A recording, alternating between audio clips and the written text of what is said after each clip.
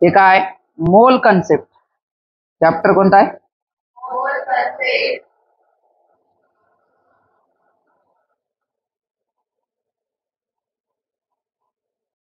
Lecture काल चालू होतं आपलं 2, त्याच्यातला अर्धा संपलं थांबलं होतं, तर हे त्याचा पार्ट 2 करूत आपण. चला आता पुढचा पॉइंट आहे बघा, त्याचं नाव काय? Representation of item.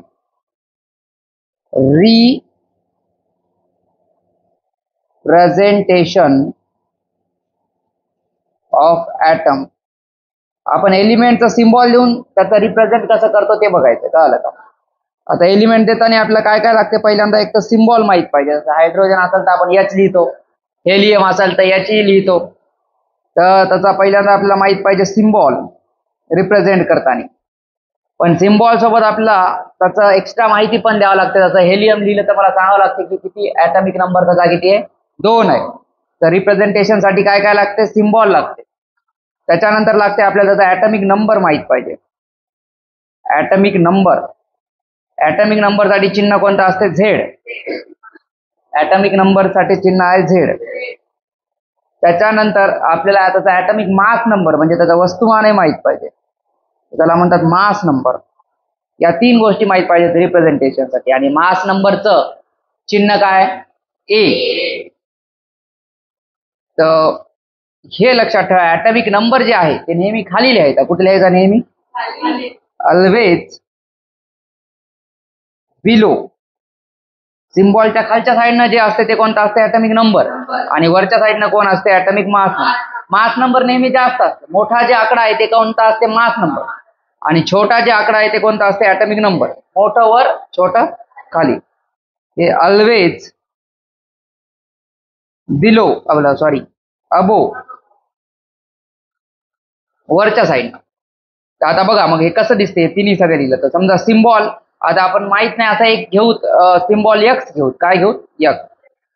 एका एलिमेंटचा सिम्बॉल काय? एक्स नसते तसा कोणाचा, पण आपण एक उदाहरण म्हणून घ्यायलो एक्स. आता याचा मी म्हणालो या एक्सचा ॲटॉमिक नंबर जे आहे ते झेड आहे. एक्सचा ॲटॉमिक नंबर काय? झेड. मी कुठे लिहिणार इथं? खाली. आणि याचा ॲटॉमिक मास नंबर ए आहे, तर ए मी कुठे लिहिणार इथं? वर. असं चालते. हे झालं त्याचं रिप्रेझेंटेशन. काय झालं?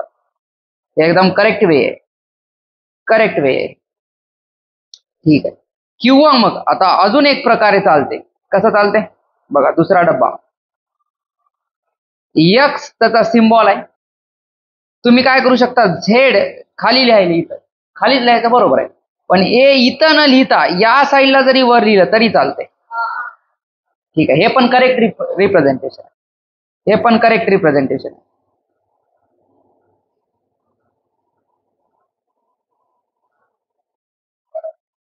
अजून एक चालते बघा. और तुम्ही काय करू शकता? त्याचा सिम्बॉल लिहिला एक्स, त्याचं जे ॲटॉमिक नंबर आहे झेड ते तुम्ही कुठे लिहिता? खाली. ते या साईडला पण लिहू शकता. आणि त्याचा ॲटॉमिक नंबर जे आहे ते वर इथं लिहू शकता. हे पण चालतंय. हे पण करेक्ट रिप्रेझेंटेशन. त्याच्यापैकी कोणत्याही पद्धतीनं तुम्हाला प्रश्नातही देऊ शकतात. पण आता करेक्ट झाले तर 1-2 चुकीचे जर बघितले तर तुम्हाला कळते की काय नाही करायचं. आता आपण चुकीचे बघू. हे जर समजा त्याचा सिम्बॉल आहे एक्स आणि तुम्ही झेड खाली काढलं आणि ए पण खालीच काढलं, त्याला रॉंग म्हणतात. कळलं? असं नाही जमत. एक वर पाहिजे आणि एक कसं पाहिजे? खाली पाहिजे. किंवा मग दुसरी चूक काय असू शकते? तुम्ही त्याचा सिम्बॉल काढला एलिमेंटचा आणि पुढचं चुकीचं बघा रे बाबा, की तुम्ही दोन्ही झेड जे ॲटॉमिक नंबर तेही वर लिहिलं आणि ॲटॉमिक मास नंबर ते पण वर लिहिलं, तर ते पण चुकीचं आहे. कळलं का? आणि अजून एक चूक काय करू शकता तुम्ही? अजून एक चूक काय करू शकता? उलट जर केलं. काय उलट? आताच मी सांगितलं की नेहमी तुम्हाला वर काय लिहायचं? वर मोठावाला आकडा. मोठावाला आकडा काय असते? Atomic mass number. त्याचं चिन्ह काय असते? ए. ते वर पाहिजे, पण ते जर तुम्ही खाली लिहिलं तर ते चूक आहे. आणि झेड म्हणजे ॲटॉमिक नंबर जर वर लिहिलं तर हेही चूक आहे. हे चूक आहे. दोन्ही खाली लिहिणं चूक आहे, दोन्ही वर लिहिणं चूक आहे, आणि ॲटॉमिक मास नंबर खाली लिहिणं चूक आहे. हे 3 गोष्टी मेन चूक आहे, तेवढं लक्षात ठेवा. पुढे बघा. पुढचा पॉइंट आहे आता आपल्याला ॲटॉमिक नंबर. त्याचा तर लहानपणापासून तुम्ही शिकलेच असाल. ॲटॉमिक नंबर काय? Atomic number and mass number. Atomic number आणि मास नंबर. तर पहिल्यांदा बघूत आपण ॲटॉमिक नंबर. काय असतं ॲटॉमिक नंबर? त्याच्यामध्ये जेवढे प्रोटॉन किंवा न्यूट्रॉन प्रेझेंट आहेत त्याला काय म्हणतात? ॲटॉमिक. चूक, कारण न्यूट्रॉनचा काही संबंध नसतो आहे की नाही. ॲटॉमिक नंबर काय बघा, इट रिप्रेझेंट्स. ॲटॉमिक नंबर काय रिप्रेझेंट करते? It represents number of protons. Atomic number आपल्याला नंबर ऑफ प्रोटॉन्स कळतात का? हो, बरोबर आहे. Present in an atom. एका ॲटम मध्ये प्रोटॉन किती प्रेझेंट आहेत ते आपल्याला कशावरून कळते? Atomic number. आणि जेवढे ॲटम जर असेल ॲटम, तर जेवढे प्रोटॉन असतात तेवढेच त्याच्यामध्ये काय असतात? इलेक्ट्रॉन. तर त्यामुळे ॲटॉमिक नंबरवरून इलेक्ट्रॉनही कळते आपल्याला. पण आयन असेल तर आयन मध्ये मग इलेक्ट्रॉन कमी जास्त होतात, म्हणून मग त्यांनी इलेक्ट्रॉन शब्द नाही वापरला, प्रोटॉनच वापरला. कारण आयन जरी असेल तरी प्रोटॉन जेवढे ॲटम मध्ये होते तेवढेच राहतात, कारण प्रोटॉन कुठं जात नाहीत ना. ठीक आहे. आणि ॲटॉमिक मास नंबर काय असते? ॲटॉमिक मास म्हणजे वस्तुमान. याचं चिन्ह काय ॲटॉमिक मास नंबरचं? A. It represents number of. याच्यातून काय कळते आपल्याला? प्रोटॉन प्लस न्यूट्रॉन कळते. काय कळते? Protons plus neutron. म्हणजे या दोघांची बेरीज पता लागते. आणि प्रोटॉन प्लस न्यूट्रॉनलाच काय म्हणतात? दोघांना, या दोघांनाच काय म्हणतात? न्यूक्लिऑन्स. या दोघांनाच काय म्हणतात? न्यूक्लिऑन्स. तर मग मी असंही म्हटलं तरी चालते, इट रिप्रेझेंट्स नंबर ऑफ न्यूक्लिऑन्स. कारण न्यूक्लिऑन्स म्हणजे काय? केंद्रकात राहणारे लोक. केंद्रकात कोण कोण असते? प्रोटॉन आणि न्यूट्रॉन. तर नंबर ऑफ न्यूक्लिऑन्सही म्हणतात ऑफ एन ॲटम, एका ॲटम मधले. तर मग ॲटॉमिक मास नंबरचं चिन्ह काय तुमचं? ए. एला आपण असंही लिहू शकतो, number of proton plus neutron, आहे की नाही? किंवा एला असंही लिहू शकतो, नंबर ऑफ न्यूक्लिऑन्स. न्यूक्लिऑन्स म्हणजे प्रोटॉन प्लस न्यूट्रॉन. केंद्रकात राहतात म्हणून त्यांना न्यूक्लिऑन्स म्हणतात. ठीक आहे. जसं आता एक उदाहरण बघा तुमच्याकडं रिप्रेझेंटेशनचं बघा. हे नायट्रोजन आहे. नायट्रोजनचा ॲटॉमिक नंबर किती आहे? कुठे? इथं खाली लिहू का वर लिहू? ॲटॉमिक नंबर खाली, जे कमी असते ते खाली, वर. आणि नायट्रोजनचा मास नंबर किती असते? ते कुठं लिहितो? इथं वर. आता या आपल्याला या रिप्रेझेंटेशन मधून काय काय कळते बघा. या एन सिम्बॉलहून कळते की नायट्रोजन आहे, आणि या 7 नंबरहून कळते की याचा ॲटॉमिक नंबर किती आहे? 7 आहे. आणि या 14हून कळते की याचं काय बाबा, याचा मास नंबर किती आहे? 14 आहे. म्हणजे आता आपल्याला काय कळते?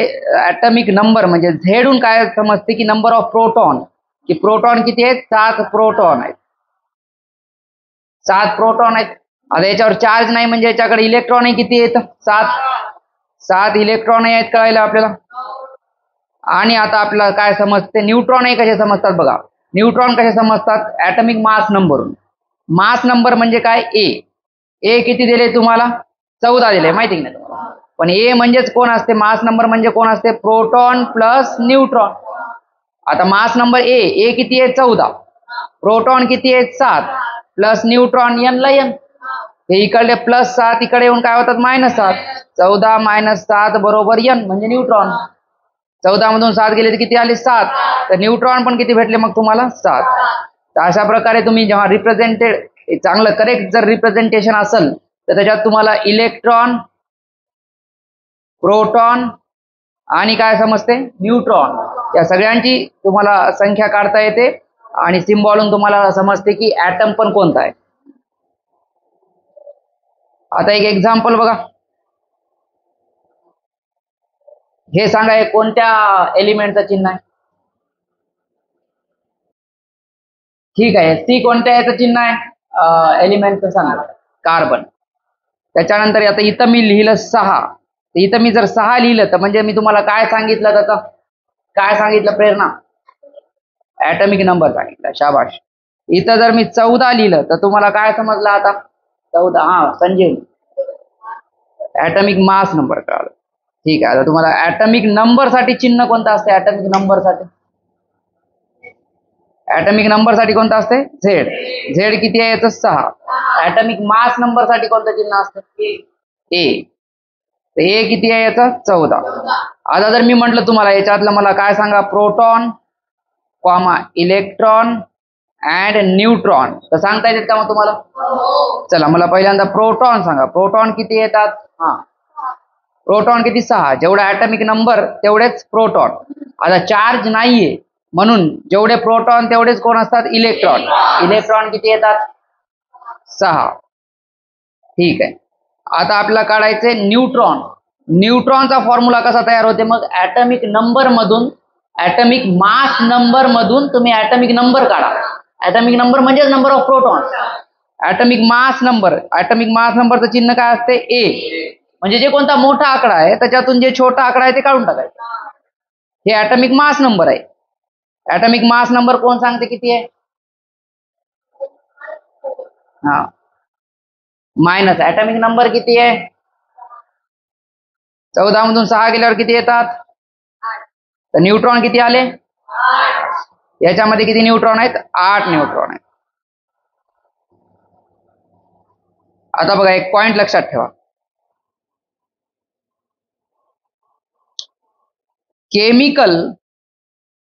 केमिकल रिएक्शन मध्ये जर आपण कधी पाहिलं, केमिकल रिएक्शन होतात, is caused, chemical reaction is caused by, cause म्हणजे केमिकल रिएक्शन घडते कशामुळे घडते? चेंज इन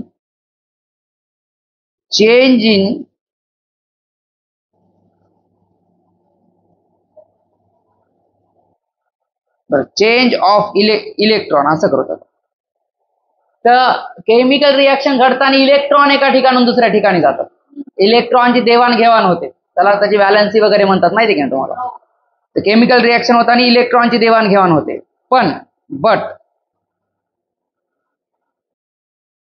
चेंज इन, जर प्रोटॉन आणि न्यूट्रॉन मध्ये चेंज झाला, चेंज इन प्रोटॉन और न्यूट्रॉन, तर मग त्याला केमिकल चेंज म्हणत नाहीत किंवा केमिकल रिएक्शन म्हणत नाहीत, त्याला म्हणतात न्यूक्लिअर रिएक्शन. त्याला काय म्हणतात? न्यूक्लिअर रिएक्शन आहे ना. तर हे न्यूक्लिअर रिएक्शन होत असतात कुठं? अणुबॉम्ब वगैरे आणि सूर्यामध्ये. कारण तिथं तुमचा चेंज कशामध्ये होते? प्रोटॉन आणि न्यूट्रॉनच्या संख्येमध्ये. कारण ऍटम तिथे एक तर स्प्लिट होतात, म्हणजे एका ऍटमचे 2 तुकडे होतात किंवा 2 ऍटम मिळून एक ऍटम बनतात. तर मग त्याच्यामध्ये तुमची कोणाची संख्या चेंज होते? प्रोटॉन आणि न्यूट्रॉनची. आणि प्रोटॉन आणि न्यूट्रॉन कुठं असतात? तुमच्या केंद्रकामध्ये. आणि म्हणून त्याला केंद्रकाला न्यूक्लियस म्हणतात, म्हणून त्याला न्यूक्लिअर रिएक्शन म्हणतात. कळलं? नॉर्मली न्यूक्लियस मध्ये काहीच फरक पडत नाही साध्या केमिकल रिएक्शन मध्ये. पण जिथं न्यूक्लियस मध्ये जर फरक पडत असेल, म्हणजे नंबर ऑफ प्रोटॉन आणि न्यूट्रॉन मध्ये, तर त्याला न्यूक्लिअर रिएक्शन. आता बघा,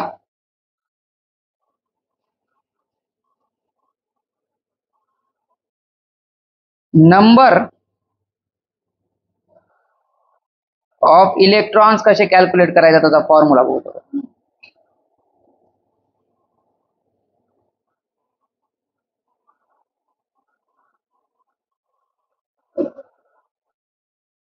पहिलं केस, जर ऍटम न्यूट्रल असेल, म्हणजे त्याच्यावर पॉझिटिव्ह चार्ज नाही आणि निगेटिव्ह चार्ज नाही, म्हणजे चार्ज नाही, तर म्हणजे पहिल्या केसला काय म्हणतो आपण? In case of neutral atom. कोणता ऍटम? न्यूट्रल. न्यूट्रल म्हणजे चार्ज नाहीये. न्यूट्रलला आपण काय म्हणू शकतो? आयसोलेटेड. न्यूट्रलला आयसोलेटेड नाही म्हणत, आयसोलेटेड म्हणजे एक सिंगल ऍटम, जे हा कंपाऊंड मध्ये नाहीये, ते एकटा. आयसोलेटेड म्हणजे एकटा. आणि अनचार्ज म्हणजे न्यूट्रल, म्हणजे त्याच्यावर चार्ज नाहीये, धनही नाही आणि ऋण प्रभार नाहीये ऍटम. तर याच्यामध्ये नंबर ऑफ प्रोटॉन जेवढे असतात तेवढेच नंबर ऑफ काय असतात? इलेक्ट्रॉन. तर म्हणून तर न्यूट्रल राहते ना ऍटम, कारण जेवढे प्रोटॉन आहेत तेवढेच त्याच्यामध्ये काय आहेत? इलेक्ट्रॉन आहेत. तर याच्यामध्ये कसं असते? नंबर ऑफ इलेक्ट्रॉनचा फॉर्म्युला कसा तयार होते? नंबर ऑफ प्रोटॉन्स एवढा. आणि नंबर ऑफ प्रोटॉन्स माहिती आहे तुम्हाला. नंबर ऑफ प्रोटॉन्स कसं येते? ॲटॉमिक नंबर ना. कळलं का? तर इथं तुम्हाला हे सोपं जाते न्यूट्रल आणि आयसोलेटेड ॲटम मधले इलेक्ट्रॉन काढणं. कारण इलेक्ट्रॉन किती असतात जेवढे काय आहेत प्रोटॉन आहेत, आणि प्रोटॉन किती असतात जेवढा त्याचा ॲटॉमिक नंबर आहे. जसं मी इथं काढलं nitrogen atomic number 7, atomic mass number 14. त्या ॲटॉमिक नंबरवरून आपल्याला काय करते प्रोटॉन कळतात. प्रोटॉन किती आहे 7, आणि ॲटम न्यूट्रल आहे आणि एकटा सिंगल ॲटम आहे. तर मग त्याच्यात काय झालं की त्याच्यात इलेक्ट्रॉन किती आहेत त्याच्याकडे 7. केस 2 बघा आता. इन केस ऑफ चार्ज असेल तर चार्ज ॲटम. आता चार्ज असल्यावरच त्याला ॲटमला काय म्हणतात आयन. त्यालाच काय म्हणतात आयन. मग आता कसं काढायचं बघा. Number of electron is equal to number of electron. पहिली गोष्ट तेवढं लक्षात ठेवा इथं इलेक्ट्रॉन जेवढे असते number of electron is not equal to number of proton. जेवढे प्रोटॉन असतात तेवढे इलेक्ट्रॉन नसतात. एक तर कमी तरी असणार नाही तर जास्त तरी असतात. आता त्याच्यात मग 2 केस होतात. आपल्याला त्याच्याहून ठरवावं लागते की चार्ज कोणता आहे. तर चार्ज कोणता आहे कसं कळते आपल्याला आयन्सहून. आता बघा इथं मी आयन्स दिलं तर हेडिंग मध्ये की आयन्सचा आपल्याला काय काढायचे आयन्स मधले इलेक्ट्रॉन काढायचे. तर आयन कोणता आहे आधी ते चेक करावं लागते. आयन किती प्रकारचे असतात ते सांगा आधी. आयन किती प्रकारचे असतात 2. एक असते कॅटायन. कॅटायनचा अर्थ काय की त्याच्यावर पॉझिटिव्ह चार्ज. पॉझिटिव्ह चार्जचा अर्थ काय की प्रोटॉन जास्त आहेत आणि इलेक्ट्रॉन कसे आहेत कमी आहेत. आणि दुसरा कोण असते ॲनायन. ॲनायनचा अर्थ काय की निगेटिव्ह चार्ज. निगेटिव्ह चार्जचा अर्थ काय की ज्याच्यामध्ये इलेक्ट्रॉन जास्त आहेत प्रोटॉन पेक्षा. कळलं का? तर कॅटायन कधी बनते तुमचा. कॅटायन कधी बनते जेव्हा तुम्ही काय केलंय एखादा इलेक्ट्रॉन तुमचा निघून गेला म्हणजे लॉस आहे की नाही. तर फॉर्म म्हणजे तयार होते. Form by loss of electron. आणि ॲनायन कधी बनते. फॉर्म म्हणजे तयार होणे. कधी तयार होते बाय गेन म्हणजे प्राप्त करणे. Gain of electron. ठीक आहे. आता म्हणजे बघा इलेक्ट्रॉन पहिल्यांदा तर प्रोटॉन आणि इलेक्ट्रॉन सेम होते. लॉस झाला म्हणजे इलेक्ट्रॉन कमी झाले. इलेक्ट्रॉन याच्यामध्ये कमी असतात कशापेक्षा प्रोटॉन पेक्षा. आणि याच्यामध्ये खाली ॲनायन मध्ये इलेक्ट्रॉन गेन झालाय म्हणजे अजून वाढलेत म्हणजे इलेक्ट्रॉन जास्त असतात इथं प्रोटॉन पेक्षा. Number of electrons in cation. कॅटायनचा फॉर्म्युला वेगळा बनते मग ॲनायनचा वेगळा बनतो. कसा बनते. कॅटायन म्हणजे काय की इलेक्ट्रॉन निघून गेलाय. तर आधी किती होते प्रोटॉन एवढेच होते. आधी किती होते नंबर ऑफ प्रोटॉन एवढे होते. ओके. तर मग आता निघून गेला म्हणजे मायनस करावं लागते. किती इलेक्ट्रॉन निघून गेले कशाहून कळते चार्ज होऊन. तर मायनस करायचा जेवढा त्या आयनवर चार्ज आहे.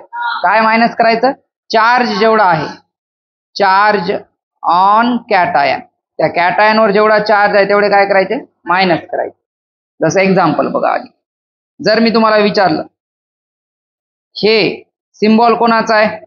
थांबा मी विचारतो एकेकाला. सिम्बॉल कोणाचा आहे प्रेरणा. सोडियमचा. ॲटॉमिक नंबर लिहिला. ॲटॉमिक नंबर किती आहे. Atomic mass number. ठीक आहे. मग आता याच्यातून आपल्याला काय काय कळालं प्रोटॉन कळाले, इलेक्ट्रॉन कळाले आणि न्यूट्रॉन कळाले.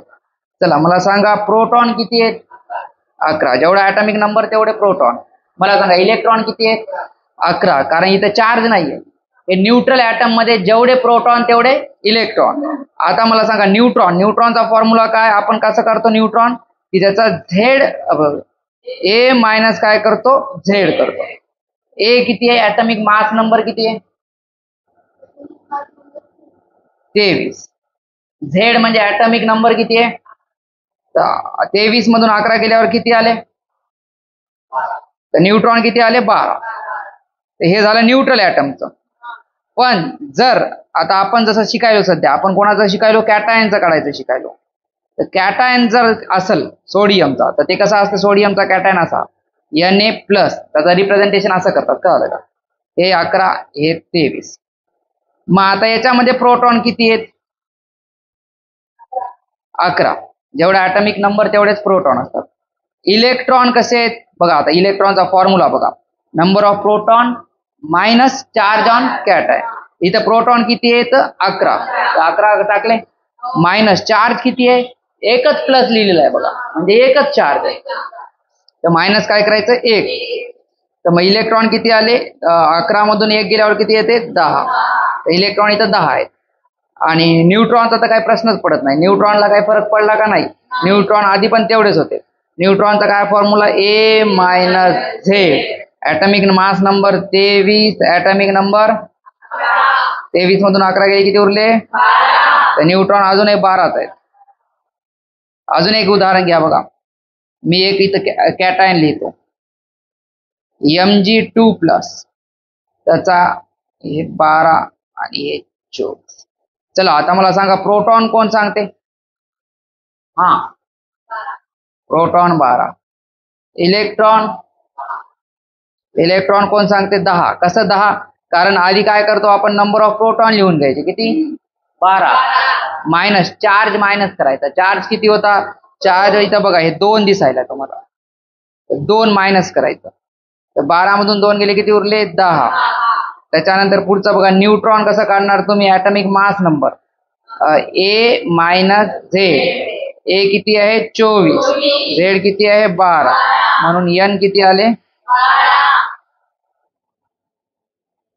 आता पुढचा पॉइंट कोणता आहे नंबर ऑफ इलेक्ट्रॉन्स इन ॲनायन. ॲनायन म्हणजे याच्यावर कोणता चार्ज असते निगेटिव्ह. तर यावेळेस काय करायचं तुम्ही की जेवढे प्रोटॉन आहेत तेवढे तर घ्यायचेच. पण ॲनायन झालं म्हणजे तुम्ही काय झालं तुमचं निगेटिव्ह चार्ज वाढलाय का. कारण अजून इलेक्ट्रॉन आले असतील. तर मग तुम्ही काय करायचं नंबर ऑफ प्रोटॉन्स तर घ्यायचेच. नंबर ऑफ प्रोटॉन्स तर घ्यायचेच पण प्लस करायचं. त्याच्यामध्ये काय प्लस करायचं चार्ज. चिन्ह नाही बघायचं चार्जचं मायनस आहे का प्लस आहे. चार्जचा आपल्याला आकडा बघायचा आहे फक्त. कळलं का. काय प्लस करायचं आपल्याला चार्ज ऑन ॲनायन. कळलं का. तर जेवढा चार्ज आहे तेवढा तुम्ही काय करायचं ऍड करायचं. म्हणून याला बऱ्याचदा चार्ज आणि ॲनायनला असं याच्यातही टाकतात. कळलं का. कारण याचा अर्थ काय की मध्ये चिन्ह कोणतं का असतं ना याचा अर्थ की पॉझिटिव्ह संख्या या मॉडच्या बाहेर निघाल्यावर पॉझिटिव्ह असते माहिती आहे ना तुम्हाला. याचं एक्झाम्पल बघा. ह्या न्यूट्रल ॲटम आहे का ॲनायन आहे का कॅटायन आहे आधी ते सांगायचं मला. मी लिहिलेलं ॲनायन आहे. कसं काय याच्यावर निगेटिव्ह चार्ज आहे. याच्यामधले प्रोटॉन कोण सांगते 8. इलेक्ट्रॉन काढायचा फॉर्म्युला काय नंबर ऑफ प्रोटॉन आधी लिहून घ्यायचे. आणि ॲनायन असेल तर चार्ज प्लस करायचं. कॅटायन असेल तर चार्ज मायनस करायचं. तर बघा आता ॲनायन आहे आणि चार्ज किती आहे 2. म्हणून 2 काय करतो प्लस. 8 आणि 2 किती होतात मग 10. इलेक्ट्रॉन किती झाले 10. आणि न्यूट्रॉनचा तर तेच फॉर्म्युला आहे काय ए मायनस झेड. ए किती आहे 16. झेड किती आहे 8. 16 मधून 8 गेले किती उरले 8.